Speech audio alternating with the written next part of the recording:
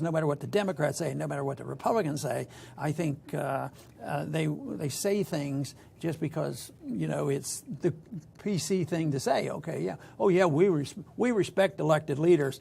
Yeah, like we did in Ukraine and all these other places, all the way back to 1953. You know, in Iran, we have a habit of not respecting elections, but preaching that we force democracy on these other countries. It's pure hypocrisy, and I think that's why people harbor a lot more resentment toward us than people realize. When you're powerful, when you're the richest, and you can put on sanctions and freeze assets and threaten them with military, you know, you don't know how strong the resentment is. Prior to that, or at least prior to the Korean War, wars were fought with more determination, that there was a declaration of war. We knew either Germany was the enemy or Japan was the enemy. And then they would fight and there was an end to it. Now, since the 1990s, they're sort of perpetual and they go on. Even Korea and Vietnam eventually ended.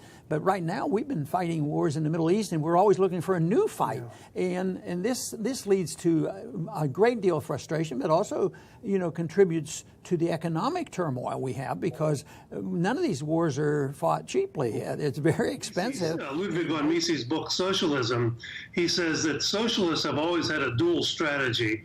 One, to nationalize as much property as possible, but two, he called it destructionism, to destroy the private property, free enterprise system with taxes, regulation, inflation, whatever can work. I'd actually like to make a little bit of news, and I would like to announce to our audience that Brian is going to be joining the Ron Paul Institute as a speaker at our September 10th conference, and we are just delighted to have him. He's got a great news story to tell how we really can make a difference. So look at the ronpaulinstitute.org website. You can find out more about coming to this very exciting conference. You know, the European Union follows the U.S. into these unwinnable, immoral wars that are seemingly unending.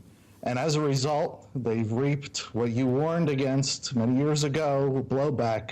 European nations have received blowback from terrorism, and they've had to deal with these massive migrations from war-torn areas, which have led to assaults and rapes of Native European people. So